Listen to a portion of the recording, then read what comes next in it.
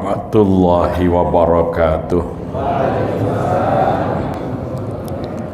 Alhamdulillahil qail wal asri innal insana lafi khusr illal ladzina amanu wa amilus solihati wa tawasaw bil haqqi wa tawasaw bis sabr.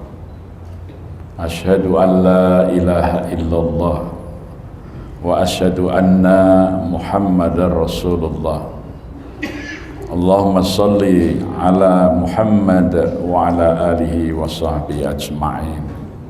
Raditu billahi rabba wa bil islami dina wa bi Muhammadin nabiyya wa rasula. Rabbi zidni ilma warzuqni fahma. Amin. Ashabul fadilah, para alim, para ulama, para ustadz yang dimuliakan Allah dan saya hormati, hadirin wal hadirat yang dimuliakan Allah dan saya hormati, wabil khusus para pimpinan Muhammadiyah cabang maupun pimpinan Muhammadiyah ranting dan takmir Masjid Al-Manar yang dimuliakan Allah dan saya hormati. Kita bersyukur di waktu yang sangat baik, yaitu waktu asar ya, wal asr. Ini dulu pelajaran Kiai Ahmad Dahlan itu tentang tafsir al-asr. Al-asr itu artinya waktu asar atau waktu yang akan datang nanti, besok, lusa, itu namanya asar. Nah, maka dari situ muncullah istilah modern atau sekarang diterjemahkan berkemajuan, itu namanya teologi al-asr ya. Jadi selama ini lebih banyak dikupas teologi al-ma'un, padahal sebenarnya justru yang awal itu Kiai Dahlan mengajar tentang al-asr, wal asri innal insana lafi khusr. Maka kalau tiap pengajiannya Kiai Ahmad Dahlan itu awalnya diawali dengan ikrar raditu billahi rabba wa bil islami dina wa bi Muhammadin nabiyya wa rasulah. Kemudian ditambah doa dari surah Al-Anbiya, Rabbi zidni ilma warzuqni fahma. Nanti kalau ditutup Allahumma arinil haqqa. Nah, sesudah itu mau berpisah dibacakan surah Al-Asr ya, karena para sahabat Nabi itu kalau berpisah dan bertemu saling membacakan surat Al-Asr. Jadi ini wal asri innal insana lafi khusr, tapi dengan pemahaman akan maknanya ya. Baik, pada tema kita sore ini ya, masjid melawan kemiskinan. Dasarnya apa? Dalilnya apa? Itu orang Muhammadiyah selalu berbicara tentang dalil ya. Karena tidak akan beramal kecuali dengan ilmu. Man amila amalan laisa alaihi amruna fahuwa raddun ya. Jadi amal itu harus disertai dengan ilmu. Al-ilmu qabla al-qaul wal amal kan gitu. Maka kalau kita bicara tentang bagaimana masjid melawan kemiskinan, dalil yang pertama adalah surah At-Taubah ayat ke-17 dan ayat ke-18. Ayat ke-17 Allah berfirman, "Makana lil musyrikina ayya'muru masajidallah syahidina ala anfusihim bil kufr ulaika habitat a'maluhum wa finnari hum khalidun." Biasanya orang bicara kemakmuran masjid itu hanya ayat 18, padahal ayatnya itu satu rangkaian. Maka nalil musyrikin ya'muru masajidallah, tidaklah pantas, tidaklah layak orang-orang musyrik itu memakmurkan masjid-masjid Allah. Orang musyrik kok memakmurkan masjid Allah, bagaimana ini? Ya, ini asbabun nuzul ayat ini. Ketika Rasulullah hijrah ke Yathrib, Rasulullah membangun 3 masjid. 1 masjid Kuba, 2 masjid Nabawi, 3 masjid Bani Salamah. Masjid Kuba pertama kali itu di selatan, Masjid Nabawi itu kira-kira 11 km ke arah Makkah. Setelah itu Nabi membangun masjid yang beliau tinggal di situ, orang menyebut Masjid Nabi atau Nabawi. Kemudian membangun masjid di arah ke Damaskus atau Palestina, di sebelah utara Masjid Nabawi kira-kira 7 km di kampung Bani Salamah, maka dikenal sebagai Masjid Bani Salamah. Tetapi di kemudian hari, ketika turun ayat yang mengabulkan doa Rasulullah untuk mengalihkan arah kiblat dari Masjidil Aqsa ke Masjidil Haram, di waktu asar, orang-orang di Masjid Bani Salamah itu sedang sholat asar. Salah satu warganya, jamaah di Masjid Nabawi, segera berlari-lari memberitahu bahwa Nabi sekarang menghadap ke Masjidil Haram. Maka imamnya segera membalik arah kiblat dari utara ke selatan.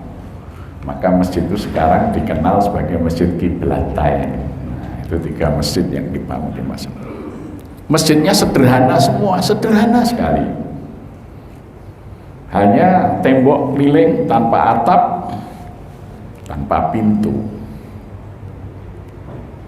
Kalau panas baru dipasang pelepah kurma untuk menutup dari panas. Maka waktu Lailatul Qadar turun, Rasulullah itu sedang sujud pas hujan malam hari itu, dahi Rasulullah itu dipenuhi lumpur. Nah, lantainya masjid itu pasir, ya, gitu. Tanpa sajadah, tanpa ini. Itu begitu sederhananya masjid Nabi. Maka orang-orang musyrikin Makkah, mereka mengatakan, kami lebih baik dari Muhammad di dalam memakmurkan masjid-masjid Allah. Lihatlah, Muhammad itu membangun masjid sangat jelek. Kami orang musyrikin Mekah ini membangun Masjidil Haram dengan megah. Kami bangun dari batu andesit merah, sehingga kalau petang hari kena cahaya matahari sore itu berkilauan seperti emas, gitu. Maka turunlah ayat ini, maka lil musyrikina ya'muru masajidallah. Artinya apa? Pikiran atau paradigma, cara pikir orang musyrik itu memakmurkan masjid itu mengurusi dan memperbagus bangunan. Ya. Semua orang musyrik berpikirnya begitu. Tempat ibadah itu harus bagus. Orang Buddha itu, Sailendra datang dari India ke tanah Jawa bangun Candi Borobudur itu 92 tahun. Semua rakyat dikerahkan kerja bakti sampai terbangun bangunan yang sekarang masih kita saksikan di Borobudur. Umatnya nasibnya nggak dipikirkan. Maka ketika datang Syekh Ali Tambuh Al-Baghir, orang Jawa nyebut Syekh Subakir, berdakwah mengenalkan Islam, beliau tidak bangun masjid, bangun kesejahteraan rakyat. Jadi orang-orang di lereng gunung Sumbing, gunung Sindoro, Merbabu, Merapi, Gunung Andong, gunung sekitar Magelang itu diajak bertani, diajari cara bertani yang baik. Maka ketika mereka hidup sejahtera mengikuti ajaran Syekh Subakir menjadi muslim, maka candinya masih megah. Carilah orang Buddha di sekitar Magelang sudah sangat sulit. Ya. Wangsa Sanjaya yang Hindu juga begitu, 52 tahun membangun Candi Siwa yang dikenal dengan Candi Prambanan itu. Megah sampai sekarang bisa kita lihat. Datang Syekh Muhammad Ahmad Al-Maghribi dari Maroko berdakwah, membuat alat pertanian namanya pacul, mengajarkan menata irigasi sehingga berhasil hidup sejahtera. Mereka ikut. Orang Jawa nyebut Ki Ageng Gripik ini. Orang sekitar Candi Prambanan masuk Islam semua. Candinya sampai hari sekarang utuh, tapi nggak ada umat Hindu lagi. Kalau ada acara nyepi, itu orang Bali yang ada di Jogja, bukan orang Jogja yang beragama Hindu. Sekarang menular ke masjid-masjid. Orang bangun masjid itu megahnya, bagusnya, jamaahnya tidak dipikir. Saya khawatir seperti Prambanan dan Borobudur nanti 20 tahun ke depan itu sing sholat wis ra ono ning masjidnya api-api gitu ya. Jadi oh ini dulu Masjid Al-Manar ketika di Sidoarjo masih ada orang Islam. Orang Islamnya sudah habis, tinggal bangunan-bangunan. Seperti kita menyaksikan berseraknya candi-candi Hindu dan Buddha di seluruh Nusantara ini. Makanya Nusantara ini oleh Adolf Bastian disebut Hindunesia, karena dulu wilayah orang beragama Hindu. Dari kata Hindunesia itu muncullah Indonesia, itu ya. Belanda menyebut Hindu, Hindia, Belanda, Netherlands, Hindi. Sekarang Muslim mayoritas.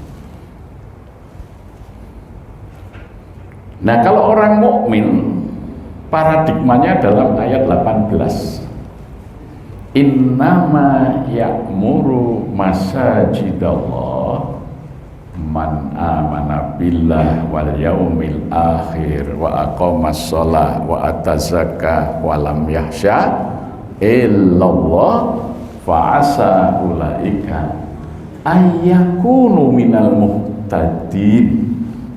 Hanya saja kalimat innama itu susah dicari padanannya di Indonesia sehingga diambil kata yang langka itu, hanya sana, karena disebut jumlah khobariyah. Jumlah khobariyah itu menunjukkan sifatul lazimah. Sifat lazimnya orang beriman kepada Allah itu memakmurkan masjid. Jadi kalau ada orang beriman pada Allah kok ratau neng masjid, berarti tidak beriman kepada Allah dan hari akhir. Mereka belum mukmin, mereka ini masih muslim. Ya.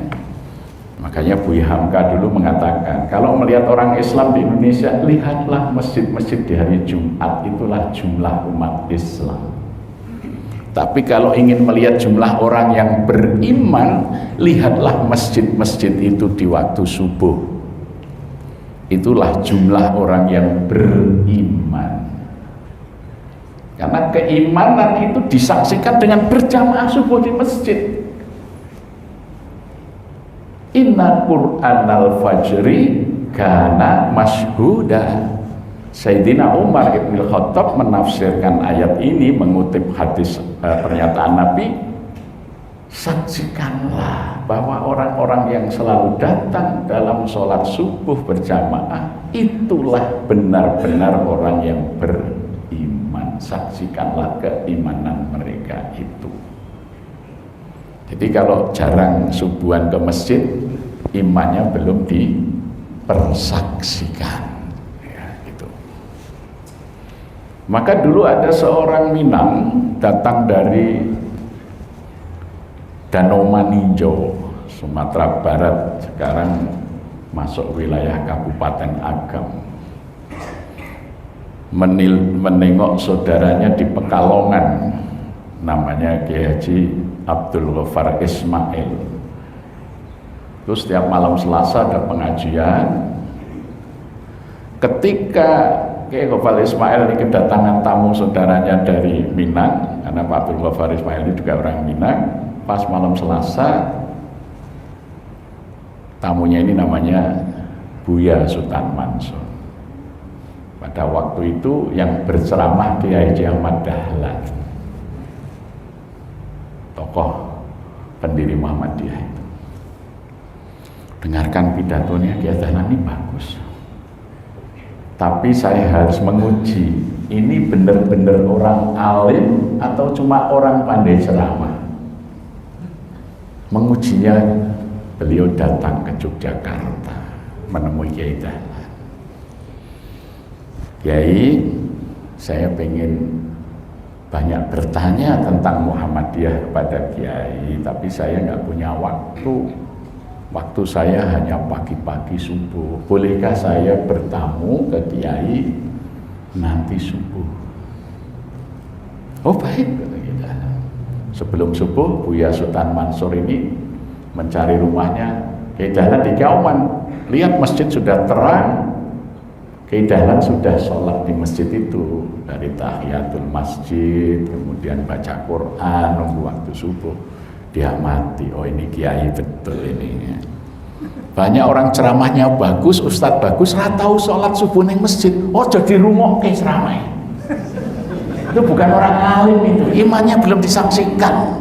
Ustadz kok ratau subuhan di masjid. Itu cara menguji kualitas kealiman seseorang oleh Buya Sultan Mansur itu. Oh ini Kiai ini, tapi masih satu lagi saya mau menguji.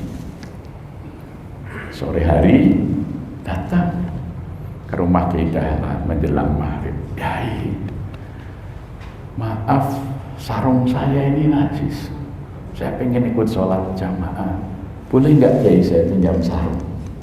Oh baik-baik. Kiai Dahlan masuk kamar, keluar membawa sarung baru, batik halus yang mahal, baru, silahkan dipakai. Kaget Buya Sultan Mansur, ini baru Kiai bener apa? Tidak punya prasangka dan dermawan. Loh, bisa-bisa orang pinjam sarung boleh ke sing elek nek ra bali ora kaya. Tapi dipinjami sarung yang bagus. Sultan Mansur itu ini benar-benar orang alim. Maka Sultan Mansur kemudian belajar tentang Muhammadiyah, kemudian menjadi tokoh Muhammadiyah di Minangkabau. Maka yang besar Muhammadiyah itu Jogja dan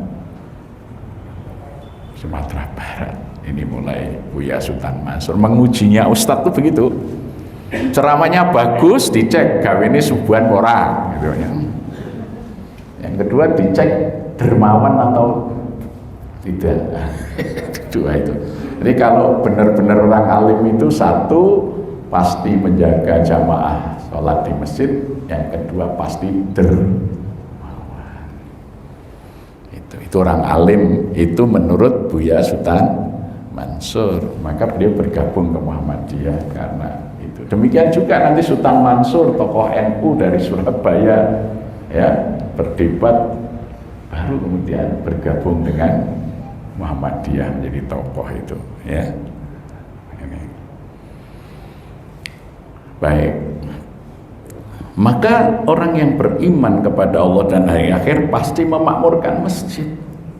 Memakmurkan masjid itu 3 langkahnya. 1, aqimis sholat. Bagaimana menegakkan sholat, bukan mengerjakan sholat. Menegakkan sholat itu mengikuti sunnah Rasul. Kalau sholat wajib dikerjakan berjamaah di masjid, kalau sholat sunat di rumah. Rasulullah bersabda, khairus sholati minal mar'i fi baitihi ila sholatul maktubah. Sebaik-baik sholat seseorang itu di rumah masing-masing illa sholatul maktubah, kecuali sholat yang diwajibkan. Jadi sholat yang telah ditetapkan 5 waktu itu sholatnya di masjid, tapi sholat sunat itu di rumah, termasuk qobliyah, ba'diyah itu lebih utama di rumah. Makanya kalau qobliyah di rumah cukup 2 rakaat, tapi kalau qobliyah dikerjakan di masjid 4 rakaat, 2 rakaat, 2 rakaat. Ya. Jadi pahalanya itu kalau qobliyahnya di rumah 2 kali lipat dibanding qobliyahnya dikerjakan di masjid. Ba'diyahnya juga begitu. Ya. Maka Rasulullah bersabda, nawwiru buyutakum bis sholati wa qiraatil Qur'an. Cahailah rumah-rumahmu itu dengan mengerjakan sholat, maksudnya sholat sunat dan membaca Al-Quran. Tapi sholat wajibnya di masjid. Bagaimana dengan perempuan berjamaah? Tahun 50-an itu terjadi perdebatan di banyak majelis taklim. Lebih baik mana perempuan berjamaah di masjid atau di rumah? Maka Muhammadiyah kemudian mengadakan muktamar majelis tarjih. Dulu namanya muktamar majelis tarjih di Wiradesa Pekalongan tahun 1953. Keluarlah putusan tarjih yang diberi judul Adabul Mar'ah fil Islam. Salah satunya tentang hukum perempuan berjamaah sholat wajib di masjid. Di putusan tarjih itu tetap lebih utama kalau tidak menimbulkan fitnah dan madarat, perempuan juga lebih baik berjamaah di masjid. Maka supaya tidak banyak fitnah atau ini, ibu-ibu Aisyah kemudian mendirikan musola Aisyah. Jadi berjamaah di masjid tapi khusus perempuan itu ya, di Kauman ada, di Karangkajen ada, di Kota Gede ada, itu di basis-basis Muhammadiyah itu ada musola khusus untuk putri. Yang laki-laki di masjid, yang perempuan berjamaah di musola. Karena tetap lebih utama berjamaah. Tetapi kalau tidak menimbulkan fitnah dan madarat, bergabung di masjid. Maka di Masjidil Haram maupun Masjid Nabawi ya disediakan shaf khusus untuk perempuan. Sekarang ribut lagi, orang bertanya, kajian di mana-mana muncul. Gimana Pak, perempuan tuh di masjid atau di rumah? Ini jenenge mundur. Muhammadiyah sudah menyelesaikan tahun 53 itu. Makanya Muhammadiyah itu disebut berkemajuan. Jadi persoalan yang sekarang diributkan sudah dijawab oleh Majelis Tarjih tahun 53. Nek saiki ana ustaz sing bahas ketinggalan zaman itu.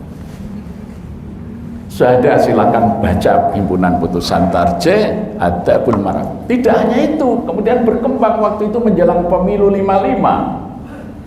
Muncullah fatwa bagaimana perempuan aktif di parlemen berpolitik, ada di situ. Karena kampanye partai politik dulu bersaing, Dranben Pemuda Rakyat PKI, Dranbennya Marhen, maka Muhammadiyah membahas dan memutuskan boleh dengan syarat-syarat ini. Maka kemudian muncullah PGT Muhammadiyah, pasukan genderang dan terompet Muhammadiyah, untuk mengimbangi kampanye-kampanye PKI waktu itu. Ada pusat tarjih. Bagaimana perempuan ikut demonstrasi? Ada, sudah dibahas di situ. Ya, jadi kalau sekarang muncul bahasan itu ketinggalan zaman. Ustadz baru lulus dari Madinah mengupas lagi. Wah, Muhammadiyah wis rampung tahun 53 itu Mas. Ya, inilah Muhammadiyah itu berkemajuan. Sekarang baru dibahas Muhammadiyah wis rampung mendiskusikannya tahun 53. Tapi banyak orang Muhammadiyah atau ngaji himpunan putusan orang ngerti pengajian Muhammadiyah masih melu bahas perempuan di masjid atau di rumah. Ini Muhammadiyah tahun 50 ya, Muhammadiyah yang ketinggalan zaman, bukan Muhammadiyah yang berkemajuan itu loh. Nah, mohon maaf saya minum. Bismillah. Baik. Maka bagaimana Muhammadiyah itu menggerakkan rakyat untuk berbondong-bondong sholat berjamaah di masjid. Cirinya masjid Muhammadiyah itu jamaahnya penuh di masjid-masjidnya, karena itu mengikuti Nabi Muhammad. Ya, kalau mengikuti ustadz, mengikuti kiai boleh sholat di rumah, tapi kalau mau mengikuti Nabi Muhammad, sholat wajibnya di masjid. Muhammadiyah itu kan pengikut Nabi Muhammad, makanya sholatnya ikut Nabi, wajibnya berjamaah di masjid. Nah, pengurus Muhammadiyah atau jamaah lagu isi belum Muhammad dia, tapi Ahmad Dahlaniyah.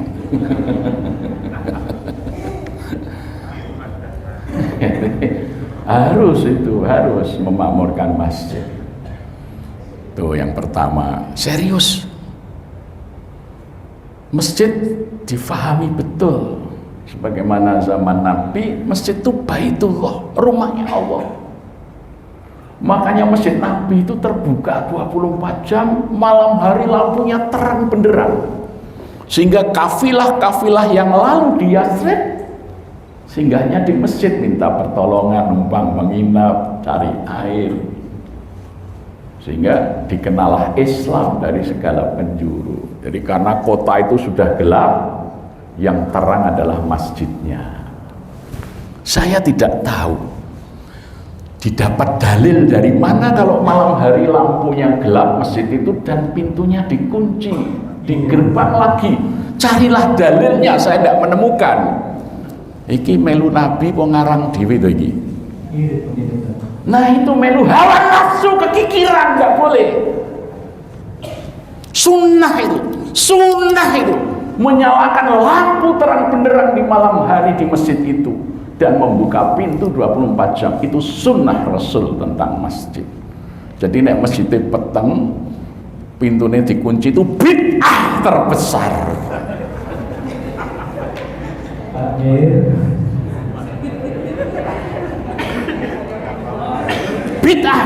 Bid'ah paling besar.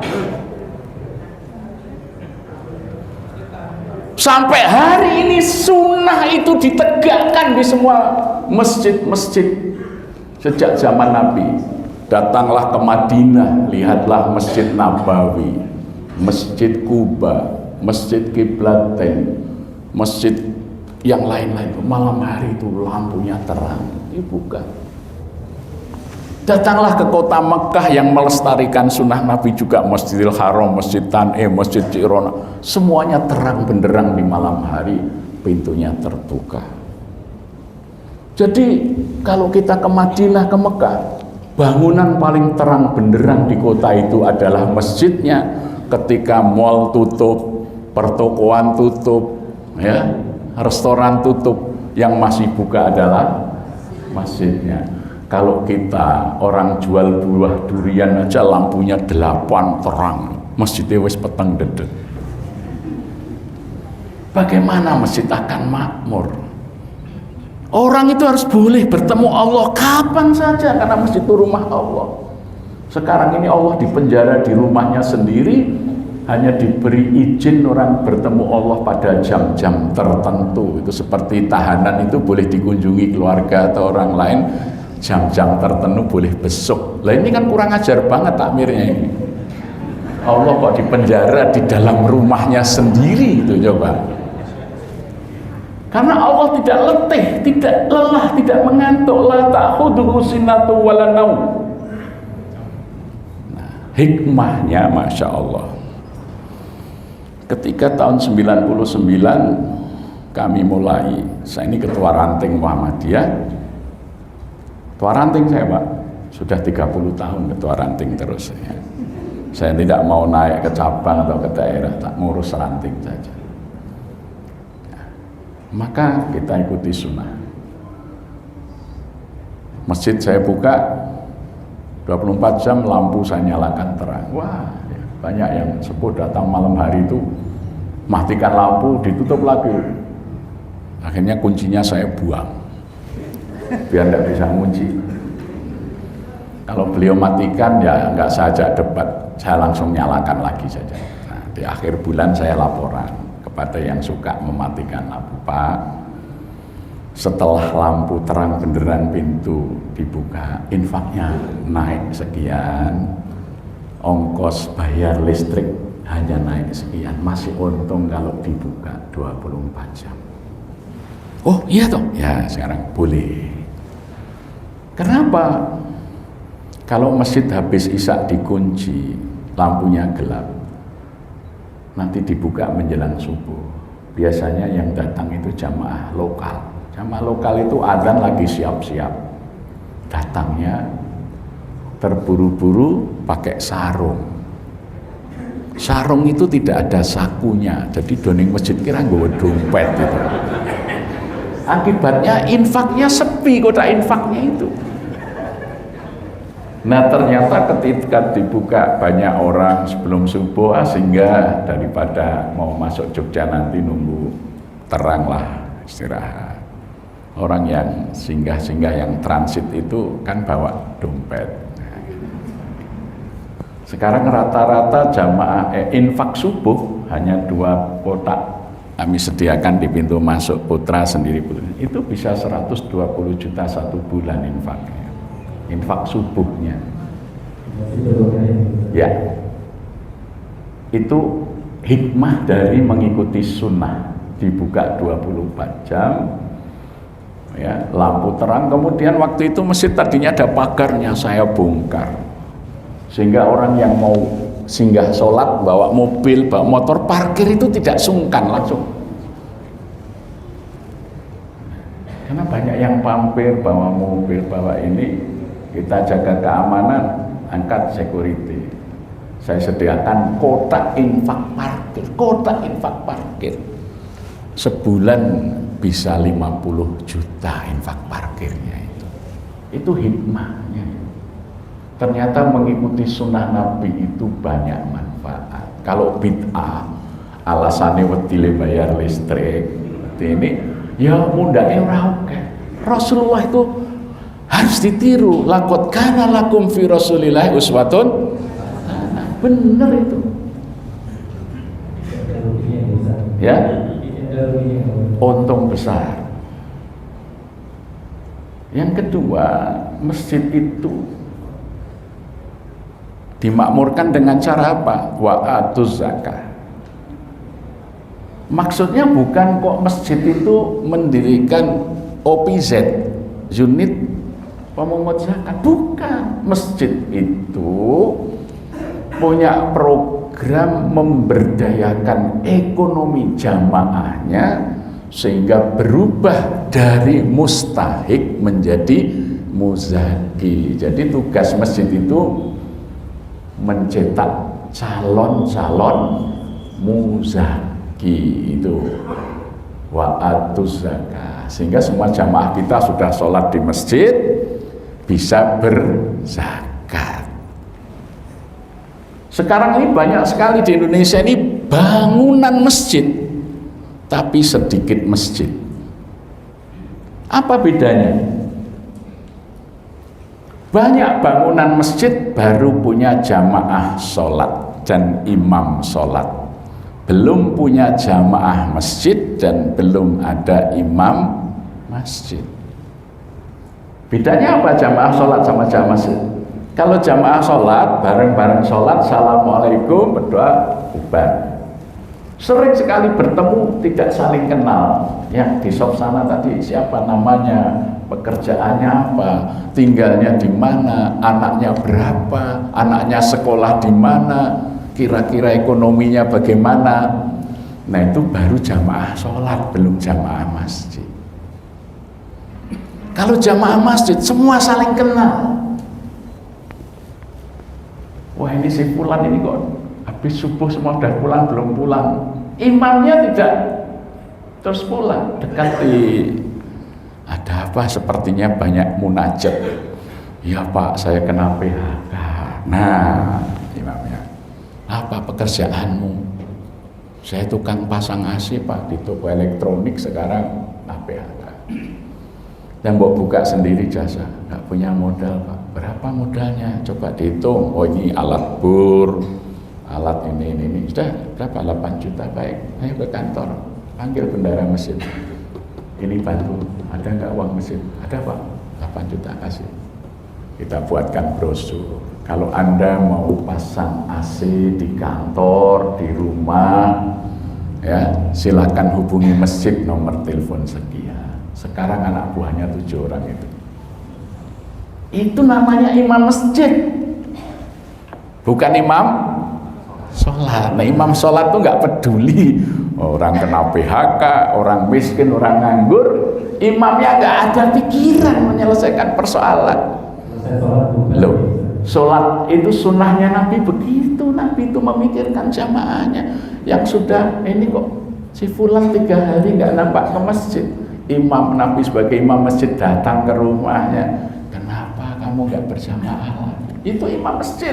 Nah imam sholat asa karepmu ya arep jamaah apa ora. Ramadan penuh masjidnya, selesai Ramadan wis ora teko, imamnya tidak merasa punya kewajiban untuk mengajak lagi ke masjid. Itu namanya imam sholat, bukan imam masjid. Kalau imam masjid datangin, loh ayo diteruskan, ini masih ada subuhan loh meskipun Syawal gitu ya. Ayo ke masjid lagi.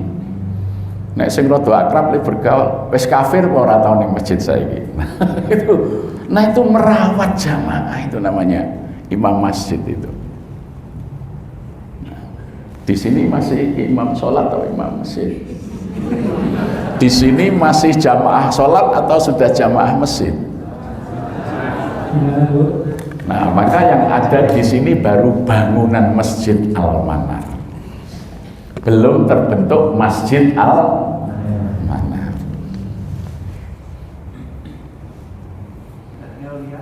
Ya. Maka infak masjid kami itu dulu dihabiskan tuh apa? Menyelesaikan problem jamaah itu. Kasih modal ini, Masya Allah, Masya Allah, ya Allah. Tahun 2003 itu muzaki kami hanya 19 orang. Jamaah yang bayar zakat lewat masjid itu hanya 19 orang. Setahun zakat malnya hanya 5 juta. Setelah kita memberi modal jamaah yang butuh modal, membantu biaya pendidikan, lain sebagainya dari uang masjid tadi. 2 tahun yang lalu yang bayar zakat sudah 659. Jadi muzakinya itu dari 19 menjadi 659. 80% itu dulu mustahik menjadi muzaki, dan zakat malnya mencapai 3,2 miliar. Dulu tahun 2003 infak masjid setahun baru 43.200.000. Setelah ada pemberdayaan ekonomi melahirkan muzaki, infaknya sekarang setahun 12 miliar. Ikuti sunnah Nabi, itu kata kuncinya. Aqimis sholah wa atuz zakah. Walam yakhsha illallah, dan jangan takut. Kalau sudah dari jamaah masjid jangan khawatir. Kalau nggak punya beras, masjid nyukupi beras. Anaknya belum bayar SPP, masjid yang akan bayar SPP-nya. Bulan ini ada orang tua nangis ke masjid, ada apa-apa. Anak saya itu dapat beasiswa S1 Fakultas Kedokteran. Ini baru saja wisuda, IP-nya 3,78. Tapi ternyata tidak ada beasiswa untuk koas. Sampai nanti dilantik jadi dokter harus bayar sendiri. 64 juta, kami nggak punya uang. Anak saya nangis-nangis, Pak, apa ya saya berhenti S1, nggak jadi dokter, cita-cita saya. Bapaknya bingung, datanglah ke masjid. Saya tanya bendara, ada nggak uang? Ada, Pak, kita bayar SPP-nya. Kita bisa menghilangkan putus asa, kekhawatiran. Anak putus sekolah karena itulah masjid. Waktu zakat.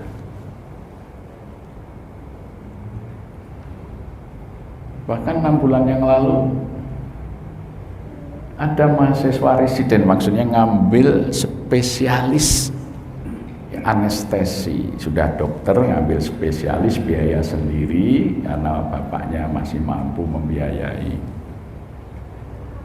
Tiba-tiba kurang 1 semester bapaknya meninggal. Nangis ibunya ke masjid, Pak, anak saya tidak mau keluar kamar, kebetulan perempuan, nangis terus apa. Mosok dengan meninggalnya bapaknya kurang 1 semester aja nggak jadi dokter spesialis. Saya juga bingung, Pak. 1 semester berapa?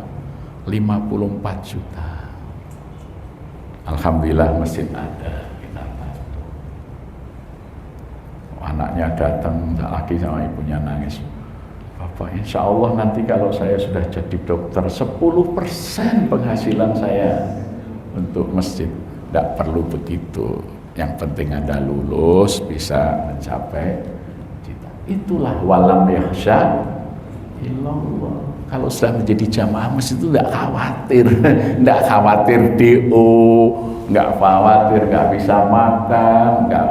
Karena apa? Masjidlah yang menjadi pengayom besar dalam kehidupan masyarakat. Kalau seperti ini masjidnya akan makmur. Sekarang ini uang masjid habis untuk bangunan, habis untuk renovasi, habis memperbaiki masjid, membeli lampu hias yang bagus-bagus. Ada mahasiswa putus kuliah karena nggak bisa bayar SPP, nggak diurus. Itu namanya bukan masjid, itu namanya candi Islam.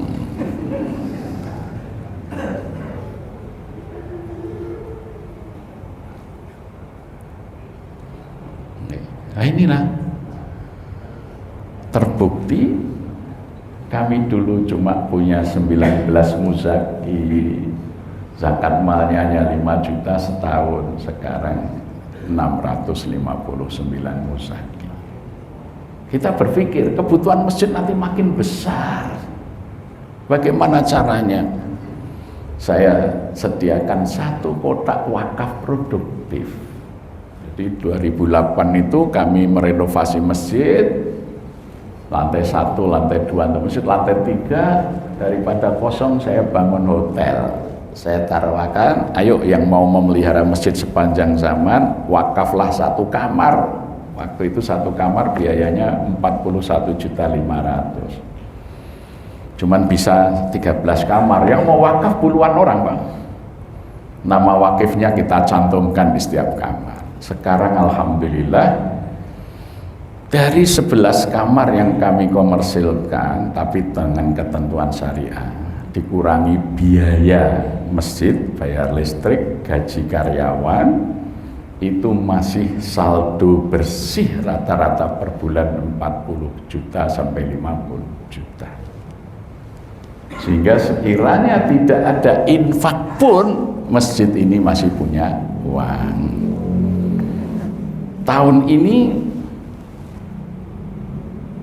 ya, kita membeli hotel lagi di daerah wisata Kaliurang.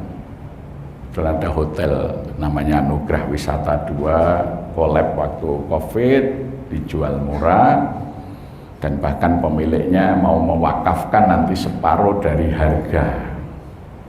Nanti separuh hasil penjualan itu diwakafkan untuk masjid. Oke, terus kita beli. Kita sediakan 1 kotak wakaf produktif untuk pembelian hotel. Kalau tahun 2022 itu wakaf tunai kolektif 1 hari ada 1.000, 50.000, 100.000, 1 juta, itu terhimpun 7 miliar lebih sedikit. Tahun ini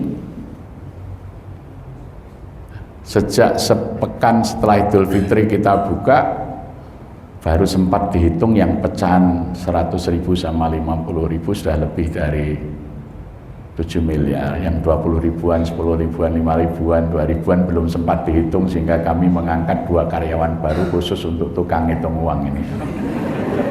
Bener Pak. Sehingga hotel yang tadinya Hotel Melati kita upgrade menjadi Hotel Bintang 3, masih ada tanah kosong 1.200 meter. Kita tawarkan mau wakaf, nah, notarisnya yang nangani jual beli mau, saya juga ikut wakaf Pak.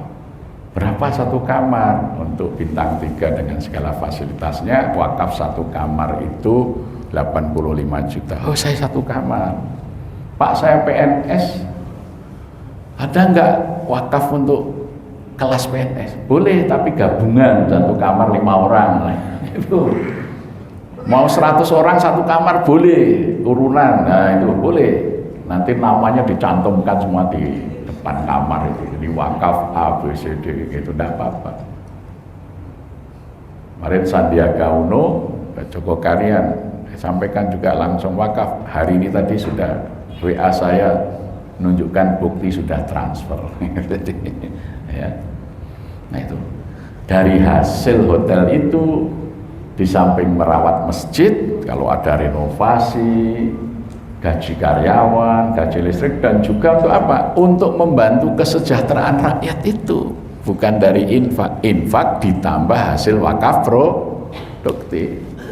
Sekarang kami bantu beras orang miskin karena kami sudah punya 2 sawah, kami beli sawah sebagai wakaf produksi, panenan berasnya untuk rakyat miskin. Maka kalau Masjid Al-Manar ini buka satu kotak dan satu rekening wakaf produktif, insya Allah kemiskinan itu bisa diselesaikan. Artinya dari 19 muzaki menjadi 659 muzaki. Yang menjadi muzaki makin banyak. Artinya tadinya mustahil menerima, sekarang memberi. Dari 43.200.000 sekarang 12 miliar satu, itu infaknya, wakafnya 7 miliar lebih, zakatnya 3,2 miliar. Sehingga kami bisa membangun pesantren lagi yang untuk nanti pesantren tahfidz lansia. Karena sekarang banyak yang mayoritas ibu-ibu kalau pagi itu habis subuh nunggu syuruk itu belajar tafsir, belajar tahsin, tahfidz. Besok ibu-ibu kalau pengen belum pernah jadi santri, nyantri, nanti ada asramanya. Berapa seminggu 3 kali, 3 hari boleh, sambil untuk semangat lagi seperti santri baru gitu. Jadi tidak merasa tua, jadi menjadi ulama. Apa ulama Bu? Usia lanjut masih aktif. Nah, itu ulama, usia lanjut masih aktif. Jadi santri bawa buku lagi, ngaji nyatet, wah itu senang sekali belajar nahwu shorof, belajar ini, rasanya tidak tua lagi ya. Itu nah, ini asramanya insya Allah sebentar lagi selesai. Masjidnya belum kami bangun, asrama dulu. Nanti kalau ada yang bangunkan masjid boleh aja, silakan. Mau diberi nama masjidnya, pakainya silakan. Ini nanti kawasan untuk kita kembangkan. Basic kegiatannya adalah lansia, karena saya melihat banyak lansia ini salah jalan. Seharusnya kembali kepada Allah, malah pada bingung. Wong ming Anies rangkul Cak Imin wis sing sepuh-sepuh melu bingung. Coba bayangkan itu. Wes saiki mikir inaba, jalan kembali kepada Allah. Akrobat politik itu dagelan politik biar saja. Wong doa atine ra ono kok kowe berpolitik sekarang tanpa nurani. Mulane politik kita ini rusak. Ya, rusak. Orang berpolitik tanpa moral, maka mari dari masjid kita bangun revolusi supaya negeri ini menjadi baik. Selesaikan kemiskinan itu bukan lewat, bayangkan Kementerian Sosial itu anggarannya triliun menyelesaikan kemiskinan, tapi kemiskinan meningkat. Kenapa? Karena 85% anggarannya habis studi banding, rapat, diskusi di hotel-hotel mewah untuk membicarakan bagaimana mengentaskan kemiskinan. Hanya 15% yang jatuh ke tangan orang miskin. Ini bisa kita lihat, saya bisa pertanggungjawabkan itu tentang angka itu. Nah, makanya rampung-rampung. Masjidlah yang insya Allah tidak berpikir periode. Itu sekarang ini dari dulu itu sekarang sampai sekarang sama, capres cawapres itu jisamsu, janjimu semua palsu. Wah, presiden kok seneng goroh, presiden suka bohong. Sekarang ini loh banyak, besok begini, besok begini, bentuk orang dah cilik Jogja itu omong kosong, ngapusi ora kerasa. Padahal pemimpin syaratnya itu sidik.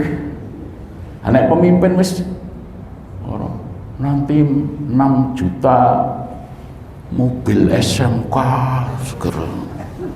Kan saya kira ono siji wae. Malah kiai ini melu nanti SMK begitu, nanti semua pegang kartu, jebule sing metu ping kartu tawakal.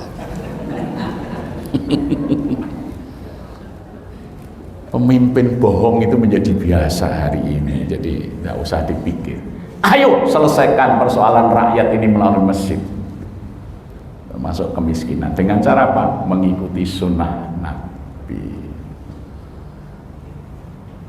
Fungsikan masjid sebagai baitullah, fungsikan masjid sebagai baitul mal. Kalau pada zaman Nabi itu orang yang merasa uangnya lebih ditaruh di masjid karena akhlaknya sudah bagus. Hanya orang yang butuh saja yang mengambil uang itu di masjid. Kalau sudah cukup kembalikan lagi.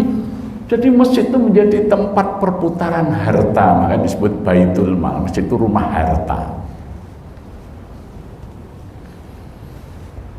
Maka masjid berkembang lagi menjadi baitul tarbiyah, tempat pendidikan, karena orang-orang pinter disuruh mengajar, dicukupi dari masjid. Sekarang banyak imam masjid, tapi masjid tidak memikirkan kesejahteraan imam.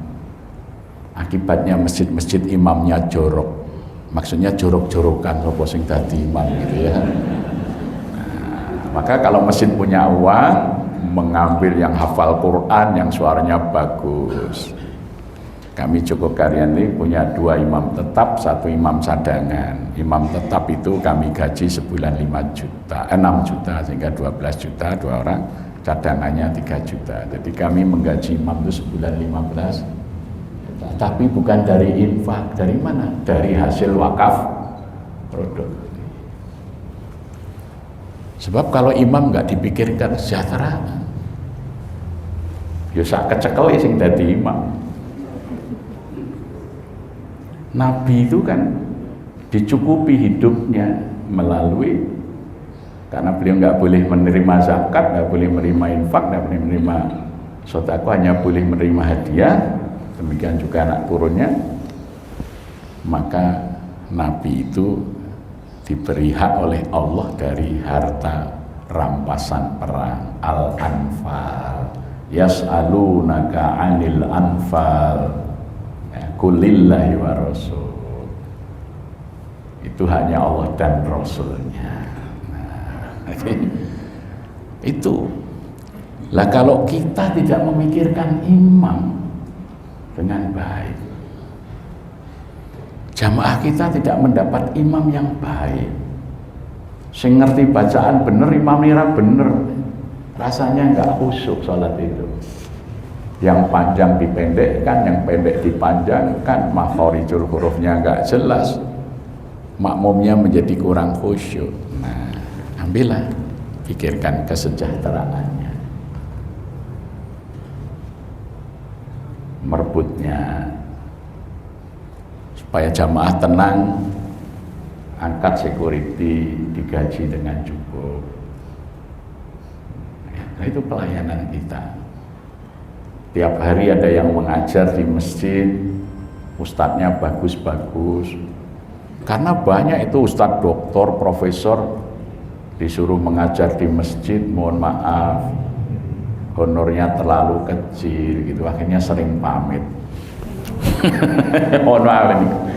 Itu sering terjadi seperti itu ya. Nah, ini memang harus dipikirkan hak mereka. Bahkan makanya kami beli hotel lagi, nanti kita tahun depan nanti kalau terhimpun lagi wakaf, kita cari jenis usaha apa yang bisa berkembang, karena harapan kami itu betul-betul mengikuti sunnah Nabi, memuliakan orang-orang yang sepuh, yang tua. Imam masjid yang sudah sepuh nggak bisa ngimami lagi karena berdiri sudah susah, bahkan mungkin nggak bisa pergi ke masjid lagi, sakit-sakitan. Kalau bisa jamaah masjid itu besok kita pensiun, dikasih tiap bulan untuk bisa hidup, bisa berobat. Sekarang ini kita disuruh memuliakan orang tua, prakteknya nggak ada.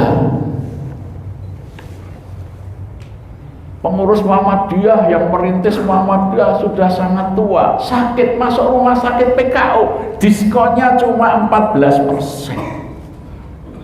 Itu dulu kami alami berapa tahun yang lalu.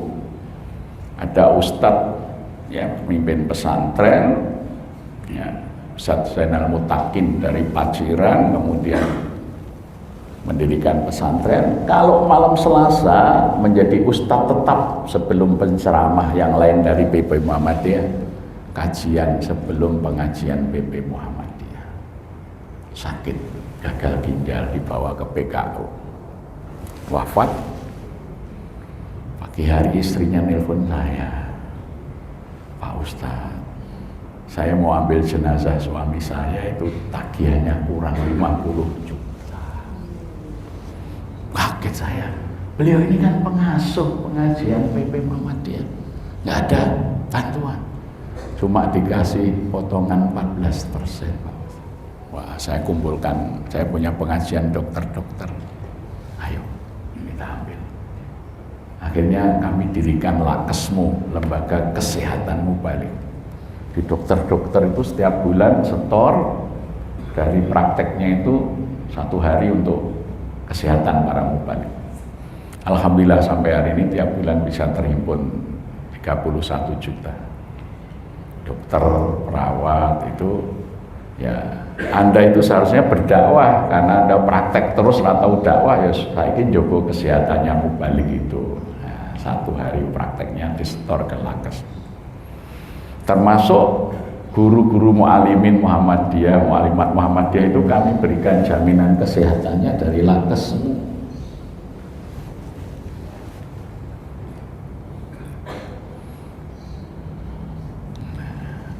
Ini kadang kita tidak mikir itu ya. Ustadz, kiai, ya ketika sehat, wah itu jadwalnya padat, diundang ke sini, ke situ, ke sini, ke situ. Ketika sakit, yang jenguk itu bawa buah, jeruk, pisang, yang nggak laku dikasih rumah sakit. Ya, akhirnya ketika sudah boleh kembali, nunggu pulang penyelesaian pembayaran, sakit lagi karena ternyata tagihannya banyak. Masya Allah, umat ini kok nggak mikir para guru-guru mereka itu, terutama nanti di hari tuanya. Ya, pensiunan ustadz itu ada gaji, pensiunan kiai. Ini mesti dipikirkan oleh umat Islam ke depan.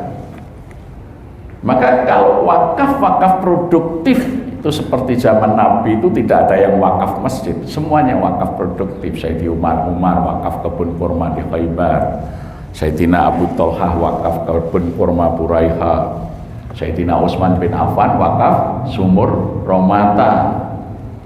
Itu untuk membiayai masjid, membiayai perang, membiayai dakwah.